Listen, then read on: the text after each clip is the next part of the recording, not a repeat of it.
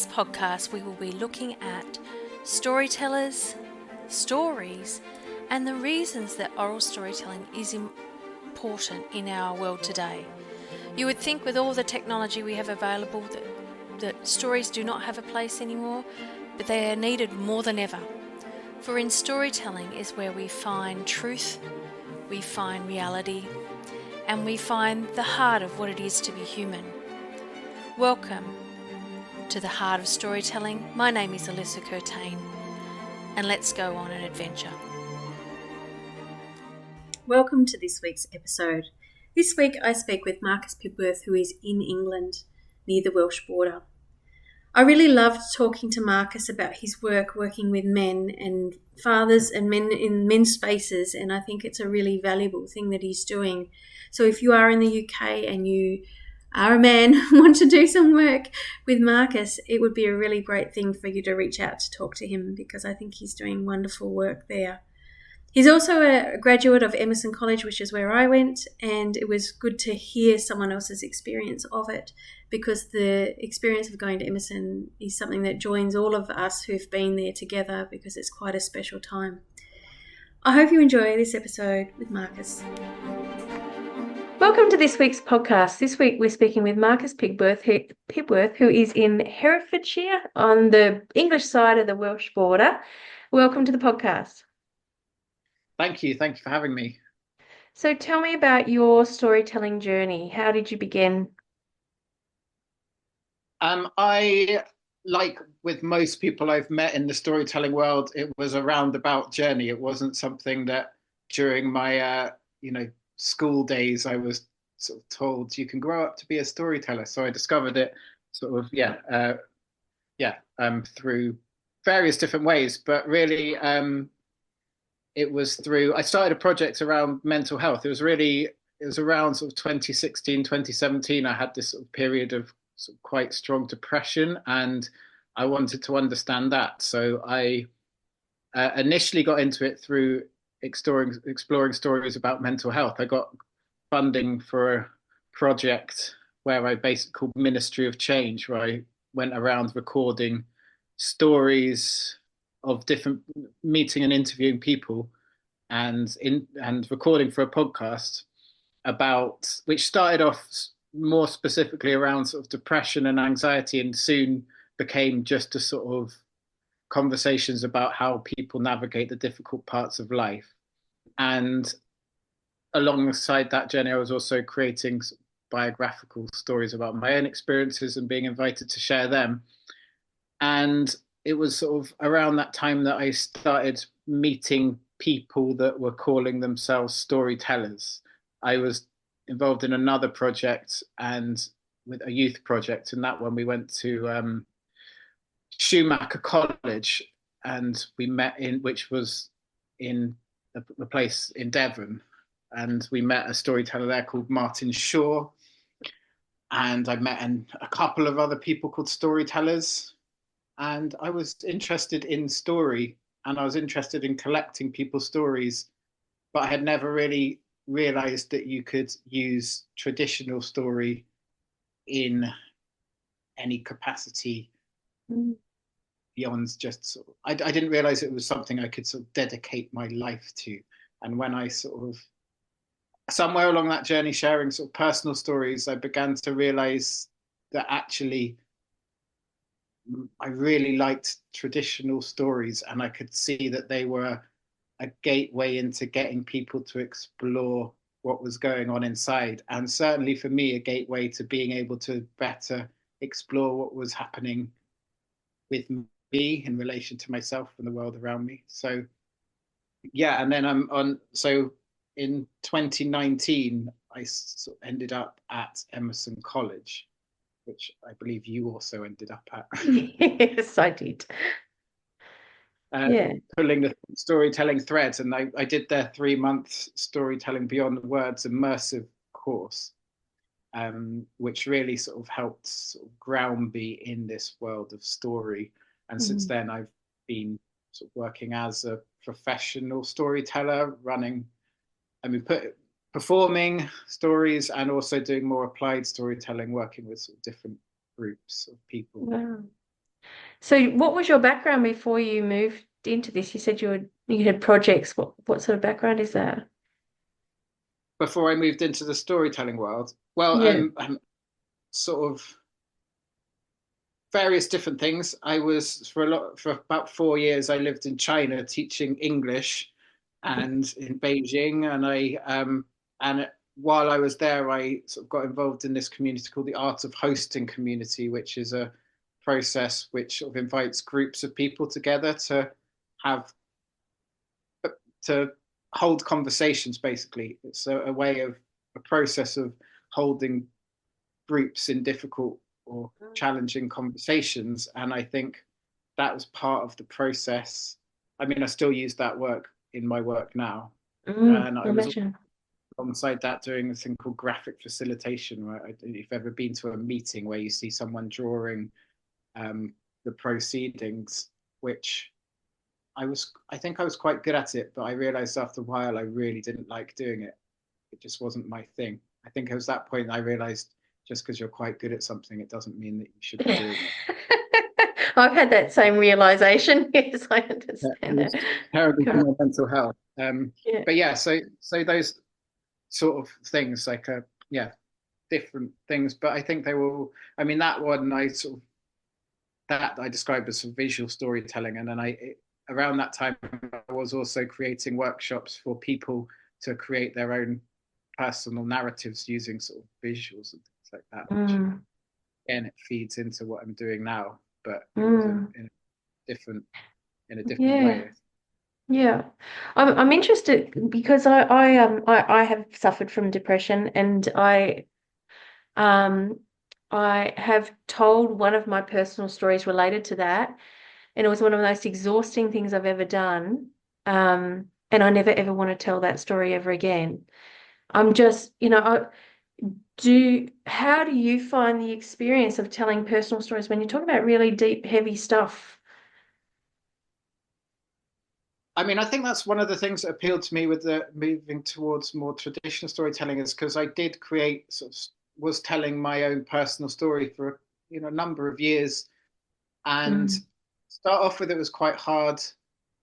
I mean, I think towards the end, I more found it sort of repetitive, and I felt like how do I put it? It wasn't really benefiting me anymore. mm, I could see that it was, it was helpful, but it served its purpose for me, and I felt once it served its purpose for me, it was hard to believe really it could really reach people in mm, the same way. And so I, but for example, on that Emerson College course, I crafted a piece which was about depression and suicide ideation, but it was woven in with a Brothers Grimm story, and it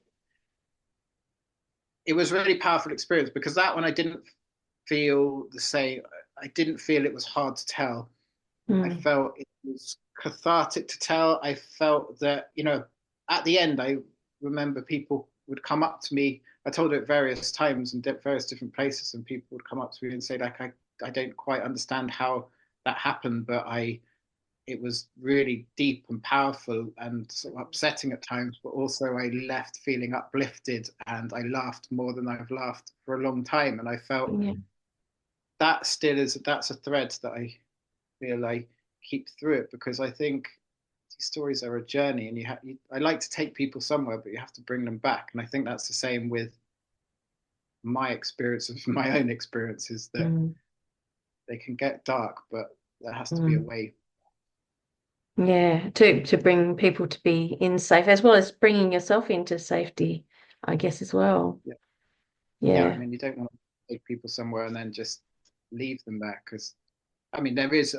I'm not going to say never. I think there is places for that, but Mm, not necessarily the places that I um, mm. inhabit. So what was it about the traditional tales that helped you make that transition from the personal to that bridge there? Well, I found that if you go into a lot of the work I do is in groups. For example, I've done quite a lot of work with men's groups. I currently do quite a lot of work with fathers groups. Now I'm a dad. Mm, talk about that a bit more. But I realized that basically you go into a space, for example, with sort of 10 men, and you say, right, let's share all the challenges and difficult things we've been experiencing. And there's silence. It takes a long time, if ever, to sort of warm up into it. Obviously you need to do some sort of process to build some trust, but it's hard. Even with processes around it, it's hard. But if I can take a story into that space and say, do those processes, but then say, okay, right now we're going to listen to a Russian wonder tale. I'm going to tell you one, and we're going to stop, pause twice throughout that story. Then when you get to those pauses and you say, okay, what themes came up for you? Did you relate to any of the characters? Which people in the story did you feel strongly? It's like a strong feeling towards, and why? That very quickly opens up the door for people to start talking about their own experiences in a much more, I don't think the word's less confrontational, but in a less, it's just to say it feels safer. It just, I don't really know exactly why, but it just works. And I've felt the same in my own experiences when I've been in those spaces. And yeah, I love it, and I continue to explore that work. Yeah, great. So tell me about the work that you do in men's and fathers groups. I'd love to hear about that. Yeah, I can tell you about the fathers. Really, it's the sort of the same work, but when I became a father, I guess most of the work, if not all of the work I do, is because I feel the need in myself. Most of the things I do are projects that I've created because I feel I need to explore that, and I think maybe that's the only way it really works. Certainly for me. So I did the work with men, but then when I became a father, I basically took the same work and I've repositioned it for dads. But really, it's I started it with another friend, Yappa. We did some online things nearly 3 years ago now, when my daughter Freya was born. And you called her Freya. That's wonderful. Yes. That's love and the war. Yeah. And she certainly exhibits both those traits.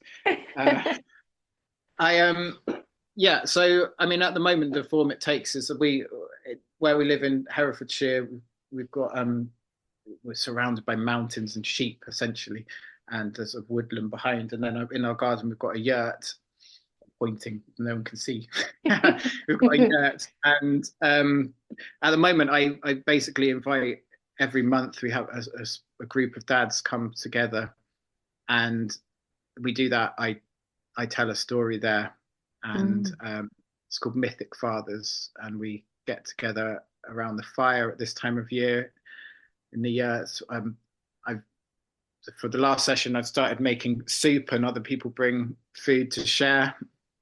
And then I tell the story, and we break and discuss that. And really, it's sort of an exploration of what does it mean to be a dad in these times. I feel with dads there can be a lot of isolation. I don't think there's the same level of sort of interaction with other dads as there is with mums, and it can be challenging to sort of know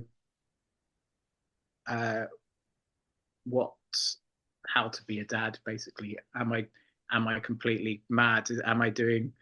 Is this a healthy way to be doing it? And just to have a space to share those sort of experiences and unpack some of that stuff with other people, other dads, it feels really powerful. And yeah, it's quite a simple format. I always think when I'm preparing these things, do I need to make them more complex? And I try to add in lots of things, and I always end up stripping it back to sort of stories, conversation, and trying to make it as really sort of warm, inviting space, that with this sort of invitation to go deep if you want to go deep, and not if you're not feeling that space. But sounds like it's really needed, though, that space for men to talk, and fathers to talk. I don't think there has been that space up until fairly recent times. So I think it's quite an important thing that you're doing there, and it's absolutely beautiful to hear about. I agree. I mean, I I needed those spaces, and Mm, I still do, and I didn't really know of them, or they you know there are pockets of that happening, but it's certainly not mm, widespread. It's not mm, easy to come across sort of necessarily a men's group, and also it's not always, when you do come across them, they're not always sort of geared at what I'm exploring. You mm, know, so I find it really important, and yeah, the men that have been part of it and the dads that have been part of it, they yeah all seem to get a lot from it. So I'm mm, happy to do that work. mm. And so what's your process for choosing stories for those sorts of things? Um, I think as with sort of choosing all the stories I choose, I mean, it really has to be a story that's resonating inside me, that sort of really draws me to it. I I mean, for the dad's ones, I found it quite challenging to start off with because I was searching specifically for stories about dads. And there are stories about dads, but often the dads are portrayed very badly. And I didn't want to just bring stories where the dad casts out their children, or the dad is absent. So, but, and, you know, sometimes that is what's necessary and sometimes not. Um, More so recently, I've been just choosing a story. That all stories have some context that relates to our journeys as dads in that context, or whatever context you bring it to, because we bring our own perceptions to the story and different parts of the story speak. So I'm I've just less focused on feeling the need to find ones specifically related to dads, but Mm, ones that are really going to bring out our journey as dads in. But yeah, all the work I do, I feel like it works much better when I just pick a story because there's something speaking to me in that mm. story. Yeah, for sure. Yeah, I understand that. But wouldn't it be great to have a book of tales about dads? That would be awesome. At some point, I always have these ideas along with the 10,000 other ideas that, that one day, yeah, to do something like that. There you go, challenge out there for you. Books Yeah, of stories about I'd love to. dads. I'd like to do that. Yeah, it sounds wonderful. And so in terms of your performances, what sort of things are you doing with performance storytelling? Various bits. I mean, it's been more challenging these past couple of years with because I've got two little girls, Mm, a 3-year-old and a 1-year-old, so it's harder to go out and do performances. But I have. I mean, over the summer, I performed at a few festivals. I took a new piece to the Oxford Storytelling Festival. It's a retelling of a section of a Norse saga, mm, focused on this guy called Bodvar Bjarki, who's it's a really interesting story. It's actually from the same roots as the medieval English story mm, Beowulf, but mm, it's from an Icelandic source. They're very different stories, but they have certainly elements, and there's lots of sort of Bodvar Bjarki and Beowulf, I think, are quite similar characters, mm, and so I've been telling that, um, and I mean over the years I've experimented with different ones. The 2 years ago, I think it was, I created a piece called Wild God Rising, which was a weaving of personal stories and stories about Pan, the Greek mm, god Pan. And that one, I made a papier mache mask of Pan and had sections of monologue. And it was very different to the storytelling I've done in the past. That was really exhausting.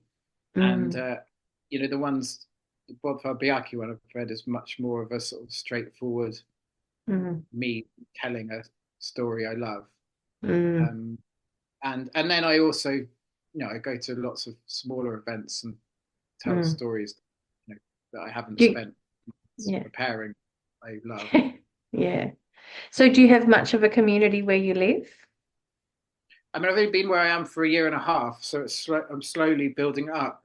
I mean, Mm, over the border in Wales, they have a huge, and mm, Wales is really well established storytelling scene. I mm, sometimes go to Cardiff storytelling circle. I haven't made it for a few months, but that's really mm, nice. But around me, there is some stuff happening, but a lot of it is stuff that I'm creating mm, as well. Because yeah, I, I mean, I mean, I literally live sort of in the middle of nowhere, so it's the question of sort of creating the space to bring people in, which is one of the big projects that I'm mm, working on. Is, mm, is space for people to come in this beautiful. I mean, like I said before, I'm literally surrounded by some of the most beautiful scenery and natural mm, worlds. That is definitely the element at the moment that is feeding my storytelling. Next year, I plan on doing a lot more outdoor based storytelling. And I want to bring mm, people here to do performances out. There's a meadow just by a house with a brook, and there's a sort of, it's almost like a natural, tiny natural amphitheatre created by the bank around the brook. And I intend to bring people for a project I'm working on at the moment, which has the working title Myths in the Meadow, and it's going to be bringing people outside to listen to myths and then working with the land, the stories and the land to create sort of a relationship between sort of people, your inner world and the outer world, which mm. that's what's exciting me at the moment. That sounds beautiful. Oh, I wish I lived closer. Just, it just sounds lovely. So what did you, since we're both Emerson graduates, what was the big takeaway from Emerson that you had from that experience? I mean, yeah, I think it was nearly 6 years ago now, and I'm still processing it. But I think that 3 months just having that space just to be there. I mean, Emerson College is a beautiful place in its own right, even without the storytelling stuff. It's beautiful. So Mm, being able to be just really immersed in something I love for 3 months was wonderful. You know, it was probably the only 3 months of my life, you know, including right now, that I just knew there's nowhere else I need to be. You know, mm, even I love being where I am, but I think about, oh, but what if I'd done this? What if I did that? Like, mm, could I do this? Could I do that? What should I be doing today? But there I was completely there, you know, mm, which was powerful. And I think it sort of confirmed and deepened my knowledge and understanding that this is what I want to do in my life. That stories are where I need to be. mm, And yeah, and really the power that stories can have. mm. So when you're holding space in the groups that you do, what um, do you do any mental preparation? Like, because you don't know what you're going to hear when people start talking about themselves. What are some of the things that you do to look out for your self-care within that space? Um, I mean, there are various things. I mean, for example, when I do that, those sort of spaces where there's potential for people to sort of go deep and into sort of maybe uncomfortable places, I do always make sure to tell people that this isn't that I'm not a therapist. This Mm, isn't therapeutic in some mm, aspects, but it's not therapy. And just to be ready to sort of, you know, signpost people to other people or other places, and mm, be ready to say this is, you know, this is too much, which I have had to do various times. This is mm, not my thing. But pers- personally, I yeah, I mean, I try to look after myself. I do spend a lot of time outdoors, which I find very therapeutic. I I was going to say I have a meditation practice, but I feel like at the moment that wouldn't be 100% truthful, because I have a very, very sporadic one that I would like to re-establish a bit more. But since having children, I've found that hard to do. But that, mm, before I had children, that was probably my main thing, was to sort mm, of stay grounded and mm, create space for myself. And now I try to do that while weaving in with Or doing the dishes. Finding other yeah, ways to do it. I'm dealing with tantrums. Yeah, I mean, I guess I'm human. I mean, I am human. Just and yeah, don't always manage that as well as it could be, but I Mm, try to. I mean, I mm, feel I have really, over the years, I've done quite a lot of sort of work exploring myself through necessity, and I have a relatively good grasp of how to sort of regulate myself, mm, and sometimes that falls out of sync, and sometimes mm. And so when you say to people, you know, I'm not a psychologist or a counselor, head off to somewhere else, do they respond quite well to that? I've only had to really do it once, Mm, and I didn't do it, and it wasn't actually in the space. It was after the space. It was actually on an mm, online one I was doing, and I mm, with a regular group, and I sort of basically reached out to them and asked if mm, we could have a call, and we did, and I sort of chatted, and mm, it was fine. I didn't, I don't think it would have been appropriate to do it in front of the group, mm, in front of make it so awkward. But yeah, I mean, I haven't had situations that have been totally out of hand in a space that I felt like I was unable to sort of have some sort of handle on. mm. But I think that goes with sort of creating the space and creating expectations of what the space is, and trying to and being able to sort of listen to what people are saying and see what is needed. Yeah. And so basically trying as hard as possible to ensure that those things are sort of tackled before they happen, if that makes sense. Mm. Oh, absolutely. I get that. Yeah. And so with the online groups that you had, do you find that do you still get that same benefit online as you do in the in person? I think so, but I mean, I have this year I've been resisting doing online stuff, and I mean, originally it was because I had terrible internet, but then I also realized to do that I don't know. I guess I think all of us are still in some sense recovering from those Mm, years where we were just onto Zoom all the mm, time. So I don't know. I think we saw through that experience that you can connect with people over Zoom. The other day, for example, I had a Sarwin party here, and I invited a friend who we were planning on running a workshop together.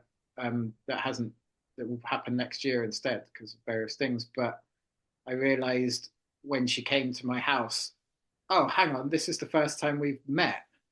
I didn't, it was a strange thing because we've met many times online to discuss things and talk about projects and talk about each other. But yeah, actually having her here. I mean, obviously it was different. It's different because you have different levels of interaction. But I think you certainly can connect on some level with people, and I think in groups that's the same. But whatever, however that is, I still vastly prefer being with people face to face. I think there isn't really a replacement for that. So this podcast is called The Heart of Storytelling. What do you think is at the heart of storytelling, and why do we need it in now? Oh, I'm gonna. Oh yeah, I'll try and say something, and it probably won't be wise. And I know, but let's think. I mean, I think storytelling for me is exciting because it contains.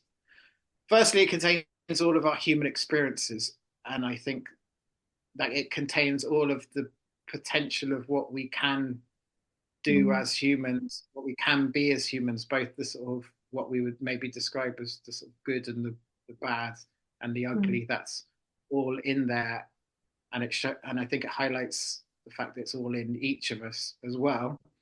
And I think it's also creates this ability to sort of connect with other people, experiences of diverse groups that we may not have direct experience being mm, with, and also with the sort of non-human and the natural world. I think it can connect us deeply to that Mm. in a way that maybe a lot of other things can't. So I think at the root of storytelling is this: the heart of a story is its ability to weave itself through everything and bring perspectives and diversity and all of that. Mm. I like that, weaving through everything. Really lovely. And why do you think we need it today? What is the and it's having somewhat of a revival, really. So what is it about it that we need? What does the world need it? I think stories, because they don't work, we're so used to having answers, from Google or whatever, or just bite-sized things. And I think stories, they work in that different way. They don't deal with black and white. They deal with complexity, and I think that is important now. I think there are so many things that, in my opinion, there's so many things in the world that don't have an answer. They don't have this is what we definitely need to do this. That, we do this and then we disrupt that, we do that and then disrupt this, So it's, they dance between those, like in the gray area, and maybe help us. I think a lot of the time we don't need the answers, we need the questions. And I think the stories bring the questions, which are in many ways more important than the answers. Yeah, and I also think that for me, especially when I tell to sort of younger people, I feel that people don't often get that, and adults as well. I think this is true of adults, that there's not a lot of spaces where you can listen to something as long as a story, even if it's only a 5-minute story or 10-minute story, but certainly not sort of an hour-long story, and have that level of engagement. Because I think storytelling is this really powerful thing that when you're in a space together, because it's not acting, you're not sort of creating a fourth wall. It's everyone. Storyteller can't tell a story to nobody. You have to have people there. So I think it also creates these. Is a good way of building community and also bringing in different perspectives.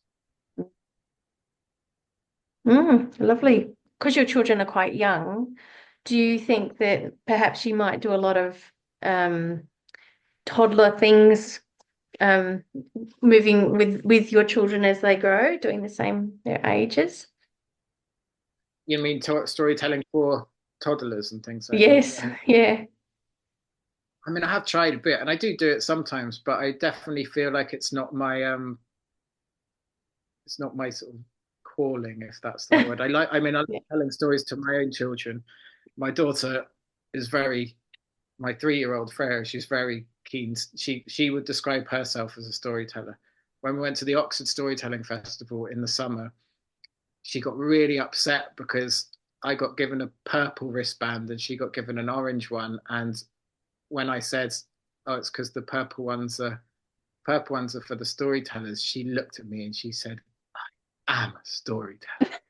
And unfortunately, it already passed that point when the tantrum came, because I would have definitely just asked them, "Can she have a storyteller wristband?" So I do, I like telling stories to my children, and I do enjoy telling stories to other children. But I feel like the thing I prefer to do is to sort of get adults into a room and tell fairy tales to them, and sort of get them to rediscover that child. I think children are children are way harsher critics when you're doing stuff. It's a whole other thing. Keeping the attention of a 6-year-old is very different to keeping the attention of a 66-year-old.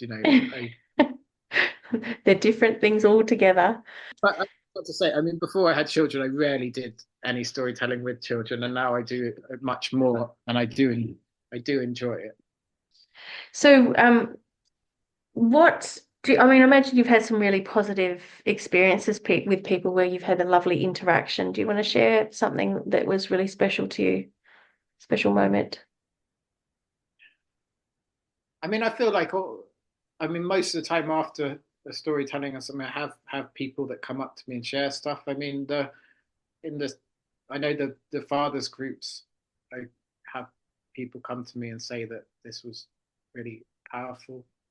I, um, uh, often I've quite a few times I've had mothers come up to me and say that the story really helped them with something they're going through with their sort of teenage son or something like that. So they're really helpful. But I mean, every time someone sort of shares that a story has touched them or reached them in some way is powerful for me because often these are stories that I really like, and I never know really how an audience or how someone I tell it to is going to react or connect to it. So whenever it reaches someone, I feel this strong thread. That's lovely. So, do you have any advice for people who might like to do, the sort of work that you do with groups or even in performance spaces? What sort of advice would you have for other tellers? I think the first one is to try to pick stories that you enjoy. I think I've discovered this quite, I mean, I guess quite recently, or it's been reinforced to me quite recently that actually the most important thing is finding stories that speak to you. I think there's certainly a tendency that I've felt in the past and I see in other people to feel like this is just, something is happening. And so I need to find a story that specifically speaks to that.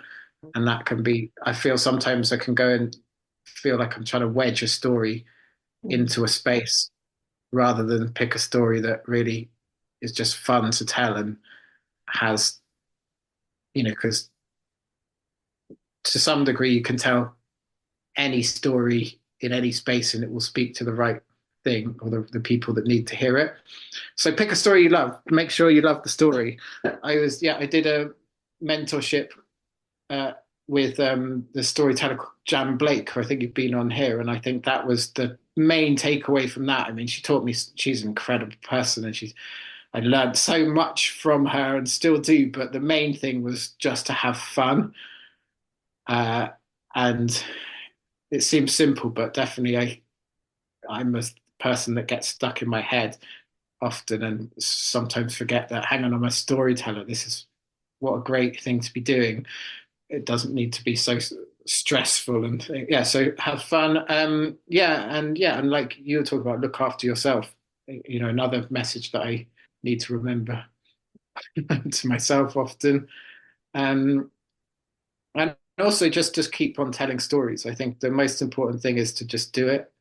Some of the things I put on have loads of people coming to them and they feel great, and then I put something else on and a circle or something, and two people come, and there's a part of me that probably an egotistical part or something that says, oh, this one is less valid because less people came, and it's coming back to this feeling, realization that it's not the right people always come, and just to keep doing it, just to keep showing up can be hard. It's storytelling, you have to be passionate about it.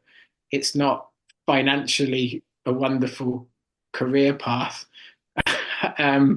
It's often not a recognized art form. It's a lot of the time people they write it off as just something for children, something that's not for them without even knowing what it is or hearing it. And there's this sort of, I guess it's a catch-22 where people need to, people, when they come, they almost always feel that they've got, this was great, this is what I needed, but the barrier to actually come. I mean, often I've run things with, and I've quite often a guy will come up to me and say, my wife wanted me to come to a storytelling and I thought that sounded terrible, but she forced me here. and I really loved it and I want to come back. And they're the sort of barriers there that, I understand that, a lot of my work is essentially tricking grown-ups to come and listen to fairy tales and realize they love it. and yeah, so persevering, just keep on showing up, I think. They're great advice, really great pieces of advice. And so what's next for you? Well, I'm winding stuff down. My wife's from Colombia, so we're going there for Christmas. So I'm winding. I've got one more Mythic Fathers and then one performance of the Bodvar Braki before we go in December. And then next year, my focus is on this sort of outdoor storytelling, myths in the meadow, trying to bring a sort of more ecological nature connection, sort of slant direction to the work I do with story and groups. Yeah, and we'll see. Sounds great. And what myths are you going to be working with? Are the Viking myths ones that you're drawn to? I do. I mean, I have told a lot of those Norse myths. Yeah. I mean, I beard, long hair, so I feel like, yeah, that's probably inevitable that I've been drawn to Norse myths. But I mean, I think the ones that are going to be outdoors, especially that are going to be, I've got lots of ideas. I haven't really decided, but I think I'm certainly going to be focusing on ones that speak to the land. I want to do some that sort of are focused on sort of nature, deities, elements, sort of stories about maybe fire, and have a story, Prometheus or something like that. But the ideas are there, but there's too many of them, and this winter it's going to be a process of trying to filter them down into. That's always the problem of the creative, isn't it? Too many ideas. Yes, but it's a better place to be than not enough, I think. Yeah, that's true. So thank you so much for being on the podcast, Marcus. So where can people find you if they want to find out more about you and what you do? I think the best place is Instagram. That's probably where I post the most. Marcus Pibworth _storyteller. And then I also have a website, which is marcuspibworth.com, where you can join up my newsletter. And yeah, I think those are the best places. And also, yeah, you can send me an email. Yeah. Well, I hope someone reaches out to you, because it sounds like a really great thing that you're doing. And it's, I know I've been in a lot of women's circles where a lot of women have been doing a lot of inner work for years, and it seems like now's the time, and it's a wonderful time for men to be doing work like that, nurturing, heart-centered, beautiful thing. So it's great. Yeah, well, that's good. I mean, yeah, so people, please do reach out. I mean, if you've managed to listen to me talk this long, yeah, I mean, place where my wife and I are creating in the sort of rural foothills of the Black Mountains. I want storytellers to come here. We'll have sort of residencies and people coming to sort of spend time on the lands, chat about stories, work on their own stories. So certainly, if that's something you want to do in this sort of peace and quiet, surrounded by sheep in the day and owls at night, then yeah, get in contact. That sounds wonderful. Thank you so much for joining me today. Thank you very much. If you've enjoyed the podcast and would like to support me to continue the work that I'm doing, please head to buymeacoffee.com/Alyssa Curtain and make a donation or sign up for a subscription. This is a passion project, and as such, it is voluntary. So your donations make it easier for me to continue this work. Thank you for your support. Well, that's our episode for today. I hope you've enjoyed learning about storytelling and folktale, fairytale, myth, legend, or personal tales, wonder tales, all sorts of stories, and the art of storytelling, and why we really need to continue using it today. You can find more information about me at alyssacurtain.com or at Alyssa Curtain Stories on Facebook, Instagram, YouTube, and TikTok. I hope that you can find your heart in storytelling.